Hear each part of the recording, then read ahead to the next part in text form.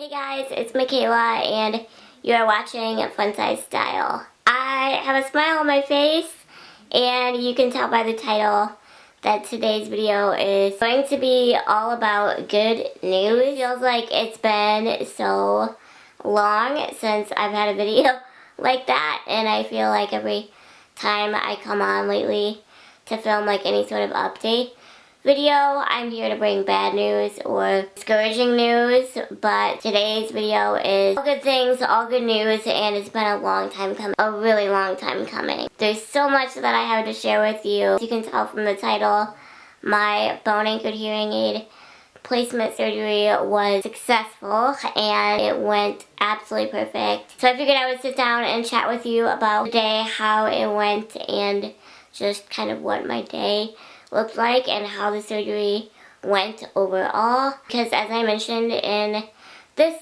video that's linked in the iCard here, realistically there was a less than 1% chance, but still a chance, that I could have woken up from surgery without the device. Obviously with Osteogenesis Imperfecta, most of my bone is thin or soft, so that includes my skull.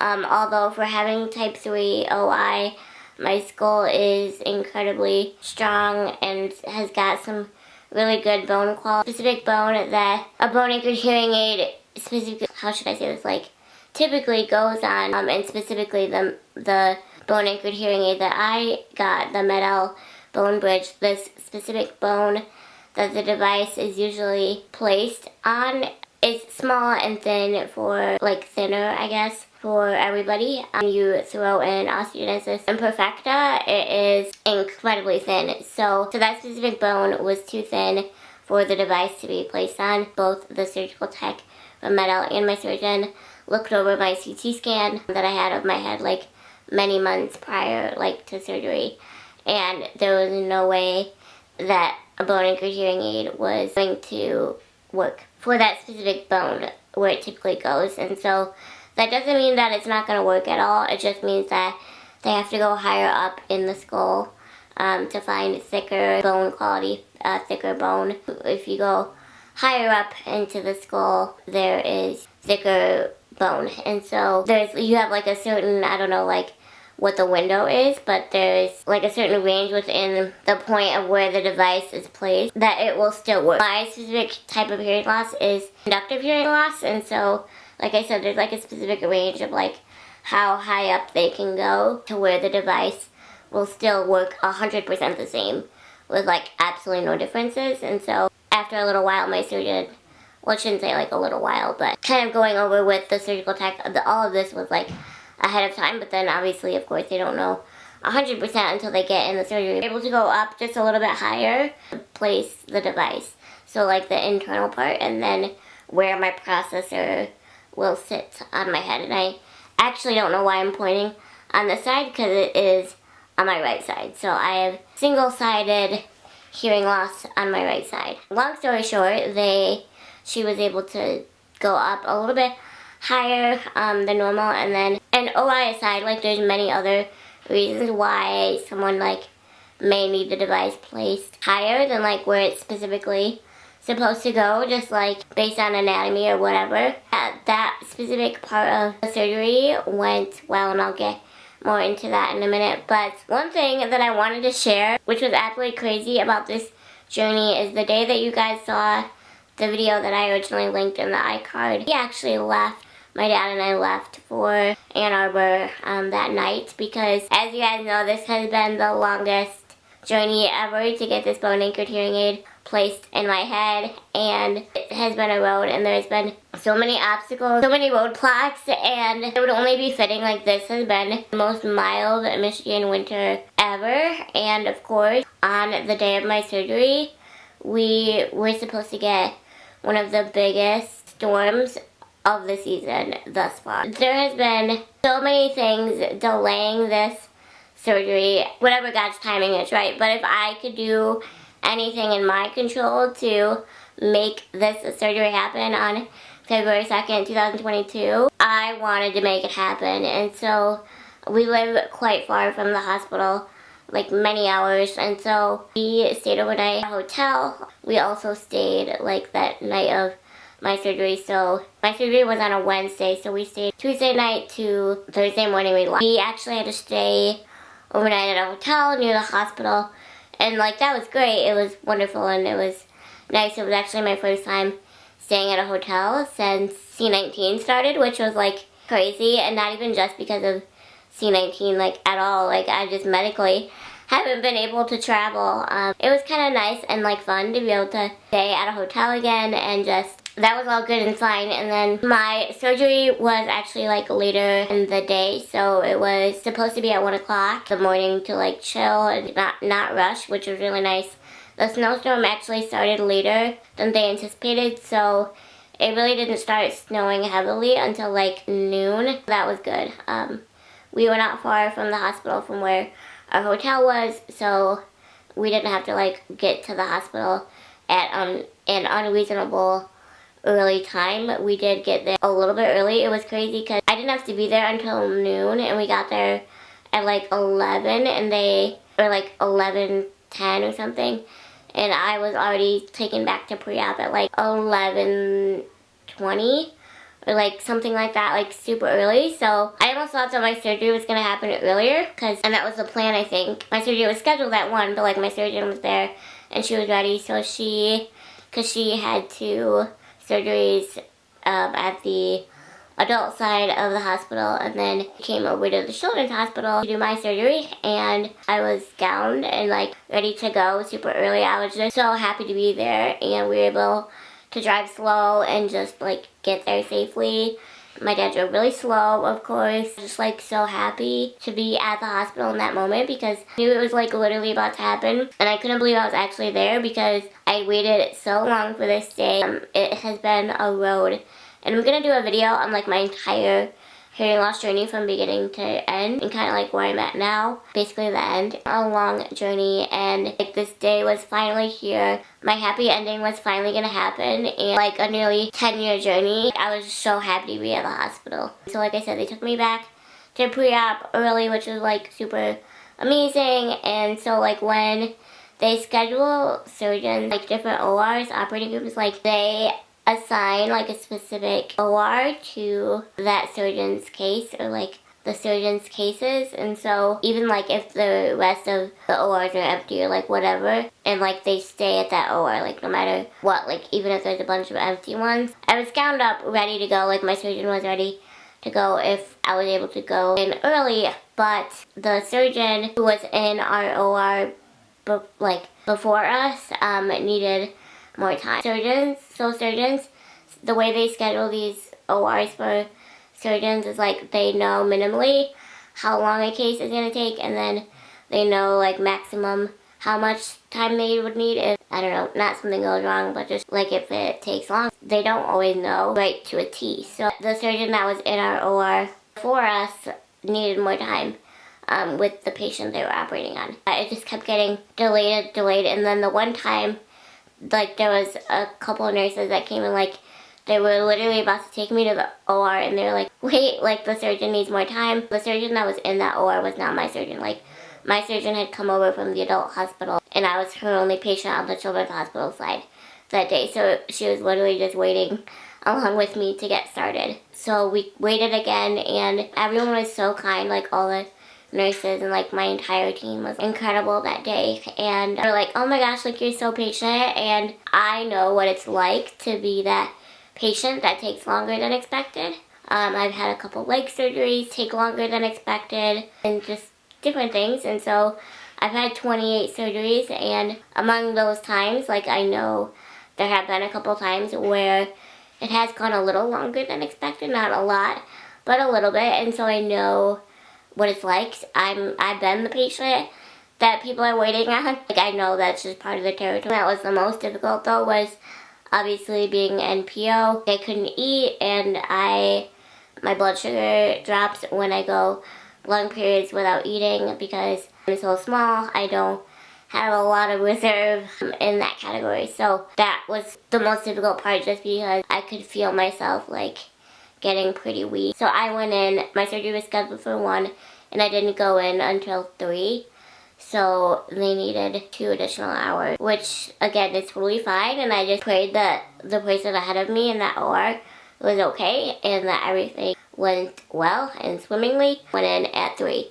So it was quite the delay, but again, that's just part of surgery, especially when you're not the first scheduled case. So I finally went in at 3 p.m. In surgery, they had to give me some stuff to like bring my blood sugar back up. But it was, like I said, my entire team that day was like so incredible, and of course like my surgeon was like there and obviously and so excited. Like I could just tell she was absolutely pumped, like so excited for me. And not too many people can go into a surgery other than like giving birth to a child where like they're going into a surgery to like get something that's like literally gonna change their lives. Like usually people go into surgery to have something that's broken repaired, or like not functioning properly repaired, or to have something fixed. And essentially like I was gonna be given a gift that's like gonna help me heal better. Like what a cool thing to be able to give a patient. And so this was just a really happy surgery. Like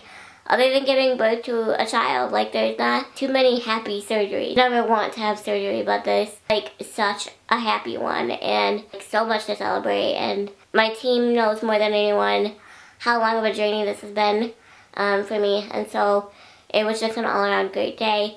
Orthopedics, the pediatric orthopedics team came and was there. My orthopedic surgeon was not there because of not feeling well, so she had sent someone else from the ortho team to come assist in surgery, and they were there and they were great, so amazing. She left me in great hands. Just again had a really incredible team. My anesthesiologist and my my circulating nurse or nurse and my anesthesiologist were incredible women. They were just so great team. And if you haven't noticed, I have not pressed upon that enough. Like I'm always amazed when God gives me these amazing people during some of the most difficult times of my life. The care that I received there is like unmatched. Like it is incredible. Then I went back to the OR and I got to meet the surgical tech from Medell, Steve. Hi Steve, I don't know if you're watching this video, but thank you so much for coming, and he was incredible. We obviously only had a very brief encounter because once I got to the OR, things moved quick and you were out. He was so kind, so pumped, so excited, and everyone, like, it was, like I said, it's a happy surgery. They were prepping me and like doing all the things that they do in the OR, and was just so excited because in this moment I was gonna take back what was taken from me, and in this case it was my hearing. The reason that I describe it like that again is because you guys know, like, this would not have happened to me if my root cause of infection would have been addressed. It took 5 doctors to get to that point, and so in that moment I was about to take back what was taken from me, and it dawned on me, like, in that moment truly how much and how many years, like 10 years went by, probably more than that, like, that went by, that I was finally going to get a happy ending with this hearing loss journey. And no matter what the surgery is, like, even if you're not, like, I just get emotional. But I just was like so excited in this instance that I was overcome with emotion, and like that's what was drawing it now. And like my anesthesiologist was like, "You okay?" In this moment, like I could take back, like everyone was there, like my whole team was there, and she was like, "Are you okay?" And I was like, in this moment, like I said, like, this has been such a long journey for me. My hearing was taken from me, and in this moment I get to take back what was taken from me, and all of you guys get to help me do that. And this journey has caused me so much lack of trust in healthcare and so much discouragement and hurt, and there have been so many doctors that hurt me in the sense of like not helping me, not actually physically hurting or emotionally hurting me at all, not knowing how to help me. And it's the most frustrating thing and scary thing in the world when nobody knows how to help me. And today I get to take that back. You guys get to help me do that. And my surgeon, like, she was just like, "Oh, Michaela, like, we're here for you and we're here to help you. We're so excited for you and this gift that you're going to receive today." And it was a happy moment, and I was out and fell asleep, and I woke up 3 hours later, three and a half hours later. 3.5 hours later. My dad told me that the surgery was 3.5 hours, which was pretty good. She booked the OR for 4 hours. It went well. Like I said in the beginning, I wanted to start that out in the beginning. I woke up, it's scary. Like now they, they really wake you up in the OR, like, because they don't want to keep you under any second longer than they have to. So I'm waking up in the OR usually now, and I woke up in the OR this time, and like, my surgeon was like, Michaela, you're in the operating room, the surgery's over. I'm gonna walk with you to post-op now, because she wanted to help me like get my BiPAP in, because I'll insert pictures here, but I have to wear, same with my revision mastoidectomies and tympanoplasties, like I have to wear this big earmuff for like, and so we had to like readjust my BiPAP mask, because obviously I have to stay breathing when I'm sleeping. And then I also need it immediately after surgery just for like some more respiratory support. So she's like, I'm gonna walk with you post-op, and like help you get your BiPAP figured out, like waking up now and this like surgery, like the surgery went well and the implant's in. And I looked over at her and I said, it is. I said, it's in. And she said, with like, I could just tell even under her mask, like she's like, it's in. And I was like, I'm so happy. And whatever they use to like numb you or something, like this stuff worked. Like I woke up literally zero pain. It was crazy. And then 8 hours later it like came at me like a ton of bricks. It was actually a little scary, but we'll get with me to post-op and was with me there for a little bit. They called my dad back and he could come and see me, and I was awake and everything by the time he came to me. And yeah, my surgeon said that it went well, and it was also, it felt like a really big deal to me too, because this was my first time being extubated since both of my spinal surgeries. So for both of my spinal surgeries, I was intubated after the surgery, obviously, because they were huge surgeries, and they were obviously literally triple the amount of time, so I really needed that extra respiratory support. But just given my respiratory conditions, and those were the first 2 times that I ever remained intubated for a surgery, it's like scary to know that like, okay, this is the first time since those events that like they're gonna do this. And it went perfectly. I felt good, and like my oxygen levels were good, and I was breathing well, so like that was a huge weight lifted from me as well, knowing that that was successful. That was a huge milestone since my spinal surgeries. Like this was my first surgery since my spinal surgeries, and so huge milestone there as well. Got me up and going fast after recovery. Probably like one of my shortest times in recovery, but I had like no pain.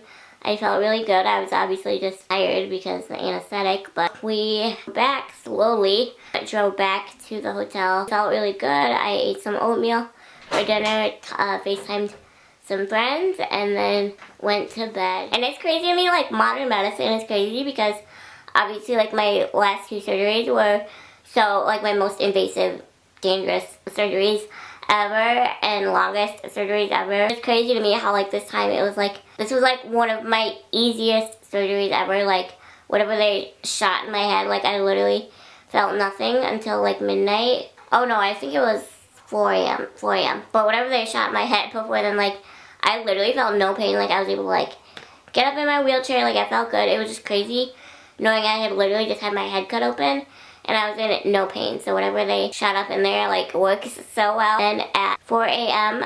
I woke up and like it actually scared me because I was in an insane amount of pain. I hadn't taken any pain medication before this either. Like I just Motrin and then Genexa pain reliever, rotated the 2. Like for this kind of surgery I don't need anything stronger than that. And so, but I wasn't keeping up with it, so I didn't take any since I was in the OR. Like I had nothing because whatever they put in there like worked so well. But it scared me because at 4 a.m. like I woke up in the most insane amount of pain. Like it scared me because I didn't expect it to be that bad. Like it just hit me like a ton of bricks. At one point I thought my stitches literally broke open. I was in so much pain, but they didn't, obviously. But yeah, so I just had to like stay on top of that. Just amazing too. Like I just want to backtrack for a second. Like my surgeon say that the implant was in was like such like I was just filled with so much joy. Like I did it. Like I finally did it, and like God provided every step of the way. My team, you guys, like unmatched. Like the people were just incredible. It's been a long time since I've had a good village for my hearing loss journey, and I finally had it, and it was just such a great day. The surgery was so easy. We woke up, we looked outside, the weather looked perfect for travel, and so we headed home and the recovery started. The first 5 days were the hardest. I have had 2 other surgeries. My head cut open, my mastoidectomies and tympanoplasties. I've had the main one and then the revision, and those were not as painful as these, even though they essentially cut into the same area a little bit, but this area is like a little bit bigger, obviously, because they have to place the implant. So I think by like day 5, I was just really surprised how much pain I was in. Like, it's to be expected. And another thing I was really surprised about, so like my scar goes from like my ear all the way up to here. So it's pretty big and it's pretty long. Female surgeons are the best because they know not to cut too much hair. So like you wouldn't even really know that I had surgery. She made sure to cut as little as possible, so that was good. But honestly, like the pain, you guys, like it was easy. And then it's just weird because placement of the implant, like it hurt so bad to lay down at night. That was like the most painful. There was one day, it was like day 6, I think, 6 or 7. It kind of scared me, like how much pain I was in for being 1 week post-op. And even though my surgeon said, because post-op and everything is like when she had told us like surgery went well and everything, and how she just had to place it a little bit higher than normal, but it's like no big deal. Obviously, we hope and we pray that my head will hold these screws forever. There's 2 screws that go with this implant. We pray that they will stay in forever, but obviously with OI, like we don't know. I know of a few others with OI that have had their bone anchored hearing aids for many years. I'm hoping that will be the case for me, but obviously you never know. And so I was like, one day I'm like, oh my gosh, like did one of the screws come loose in my head? And then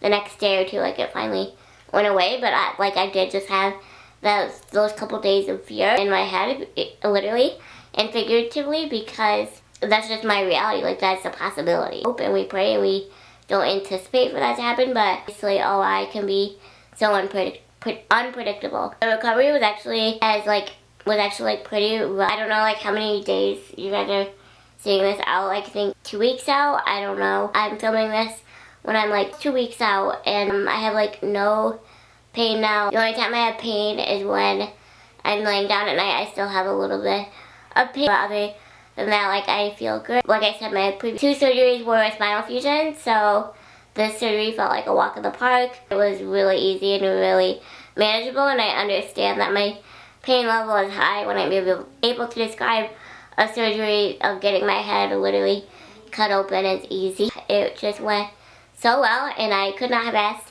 for anything better. The recovery hasn't been hard. It's just like the mindset that I had of this recovery, because I thought it was going to be the same as like my mastoidectomies, but it was definitely harder than those surgeries. So if you've had a mastoidectomy, just know that I feel like in my experience this was more painful than a mastoidectomy. But again, like everyone's experience is different, but again, to me the pain was still like literally nothing compared to what I've been through. For me it was incredibly easy, but I know not everybody has previous experiences compared to. I'm currently looking on my phone because there's some stuff I want to read to you about kind of like what's next. So I wanted to share with you that basically all my videos about leading up to my surgery, I've mentioned that activation day is 1 month after surgery, but I learned that activation day is actually only 2 weeks after surgery. So the metal bone bridge works differently than most bone anchored hearing aids. My friend Laura, who you guys saw in the video that I uploaded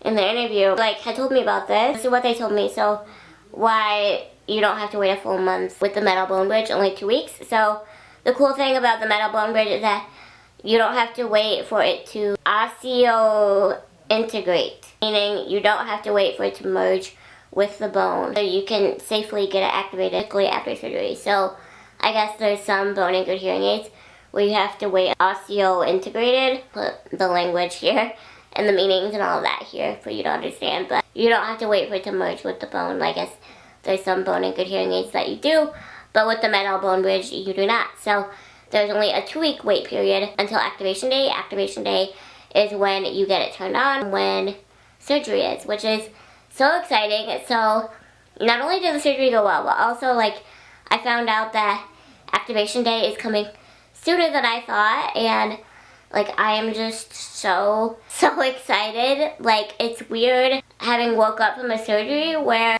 you don't see the results. Like obviously I know like the internal part was placed well and everything, and I know because I felt the pain. So like that part went well, but like I don't have the external. and I can't use it, and I have no benefit, so it's just weird to have a surgery like in that way and like not be able to see those results yet. But obviously, like, I know it will be worth the wait, and it will be so worth it, and I'm so excited for incredible things happening. Through sharing my hearing loss journey and like the interview with Medell and like all these things, like there's been a lot of excitement about my activation day. So there's going to be a lot of incredible people involved in my activation, and so I wanted to share that with you. 2 people from Medell are coming, Laura, who you saw in the video, and then another person who will be assisting my audiologist in the process as well. And then I actually asked my surgeon to be there. And so fun fact, surgeons don't actually usually come to activation day. They usually don't. They don't need to. It's not their job.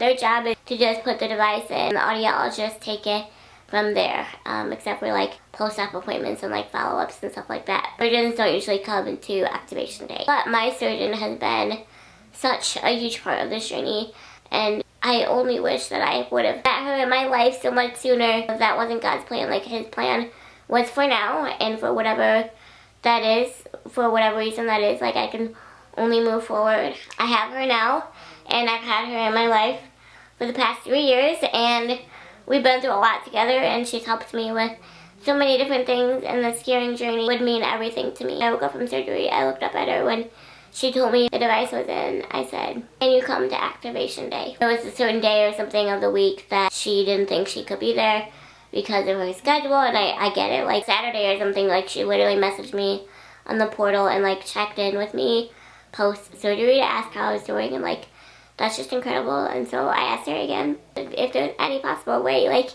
even if it was just a pop-in for a minute, to be there for activation day, because she has been the only one in this journey who has helped me, like truly helped me, and not thrown her hands up and say, "I don't know how to help you." And all that she did differently was a simple CT scan, and that revealed all of my physical abnormalities that I had reason for my hearing loss. And none of my other providers ever thought to do something so simple, and who would have thought that a simple scan would change the trajectory of my whole life? But it is what it is, and I'm grateful for technology. Patients who find themselves in this situation, like, so I asked her, like, I told her that, and like, how much it would mean for me to have her there and share in the joy of activation day and getting to hear for the very first time. So she looked at her schedule. She shifted her entire schedule for this day.